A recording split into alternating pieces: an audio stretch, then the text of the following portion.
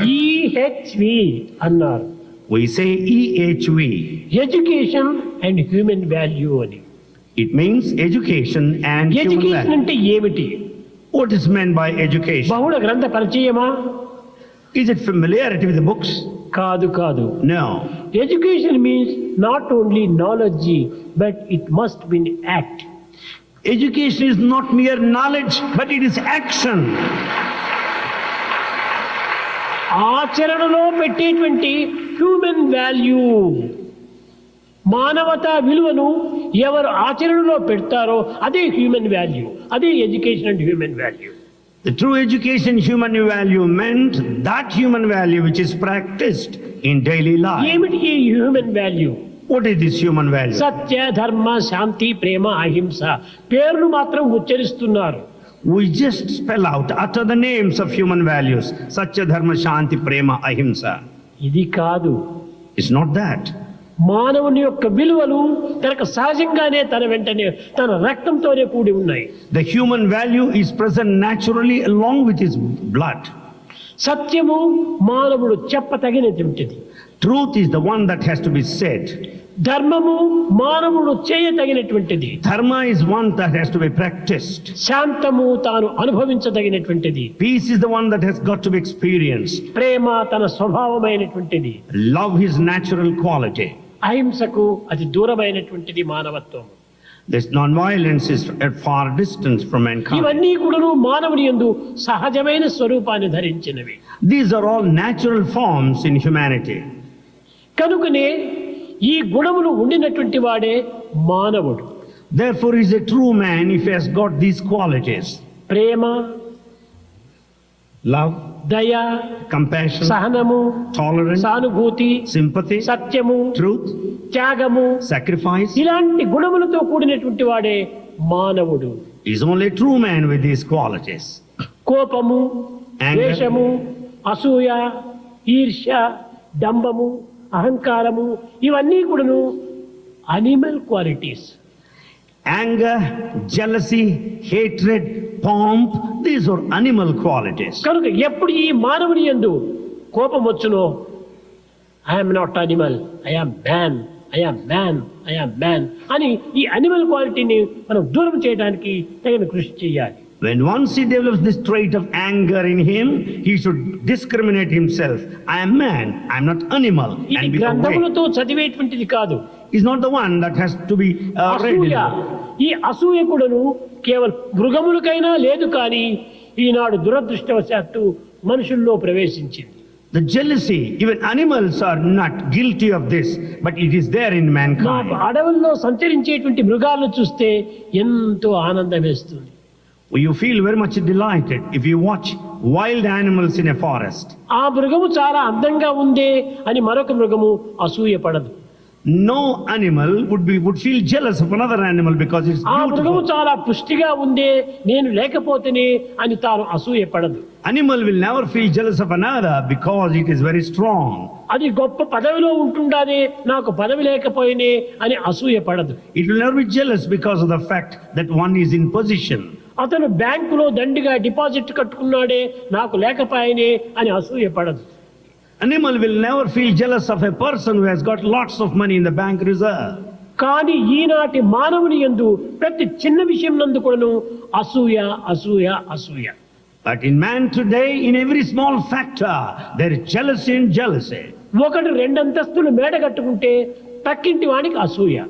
If one constructs a two-storied building, the neighbor ఒక will be ఆఫీసులో jealous. ఒకనికి promotion వస్తే రెండో వాడికి అసూయ. If one is promoted in the office, the second one would feel jealous of him. ఇది మృగాలకు కూడాను లేనటువంటి అసూయలు ఈనాడు మానవుల్లో ప్రవేశించింది. Even animals don't have this quality of jealousy. ఇంకా వీడు మానవుడు ఎట్లా కాదు. Then how can you call yourself a man?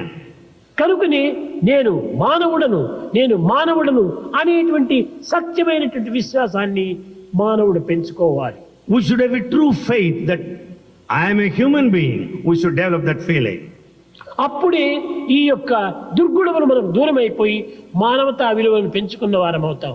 Then only will we get rid of the bad qualities and develop human values. అన్ని కేవలము మృగ లక్షణాలు మన మనసులో పెట్టుకొని నేను హ్యూమన్ వాల్యూ అంటే ఎట్లా వస్తుంది మనకు?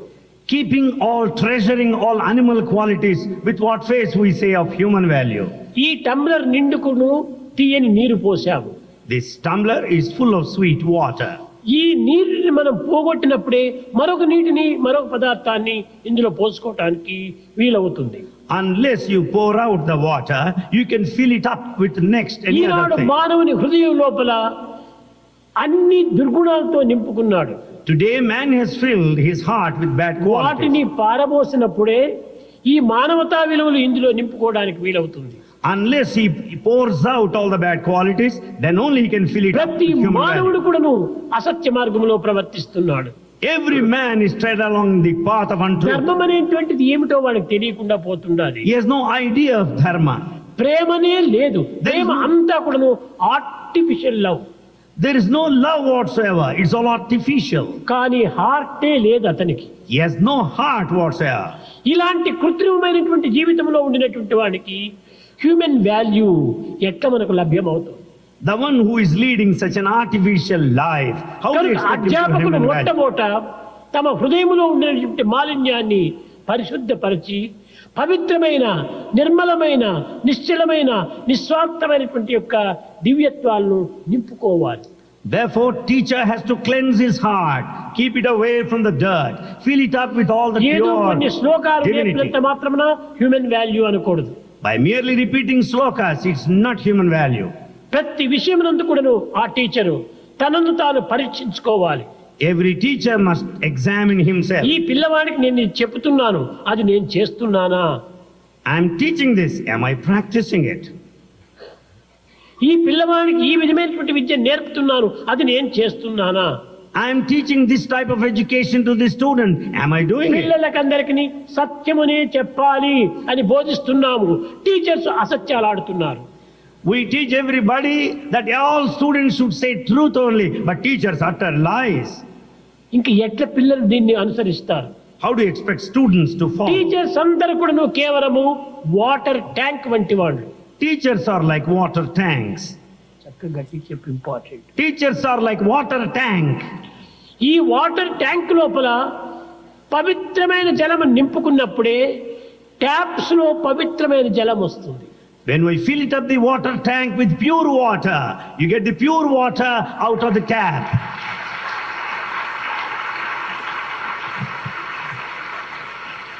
టీచర్స్ ట్యాంక్ వంటి వాళ్ళు, Teachers are like tanks. విద్యార్థులు ట్యాప్స్ వంటి వాళ్ళు. Students are like taps. కనుకనే మొట్టమొదట ట్యాంక్ ను పరిశుద్ధం చేయాలి. Therefore, we should clean the tank. యద్భావం తద్భవతి. ఎట్టి జలమో అట్టి జలమే మనకు లభ్యమవుతుంది. As is the water in the tank, so is the water that you get out of the tap. కనుక అధ్యాపకులు త్యాగములకు సంసిద్ధులుగా ఉండాలి. Therefore, a teacher must be prepared for sacrifice. త్యాగీనేకి అమృతత్వ మానసు. It's only out of sacrifice he gets ఈనాటి immortality. అధ్యాపకులకు త్యాగం అంటే ఏమిటో తెలియటం లేదు. Teachers today do not have any idea of sacrifice. మేము టీచ్ చేస్తున్నాము, We say we teach. ఇదే మా త్యాగము. This is sacrifice. ఎట్లా చేస్తున్నారు teaching? How is he teaching?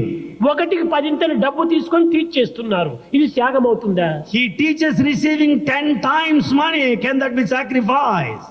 ఇది త్యాగమే కాదు, It's no ఇది sacrifice. మోసం అవుతుంది. It is deceit. Not sin, cheating. It is cheating.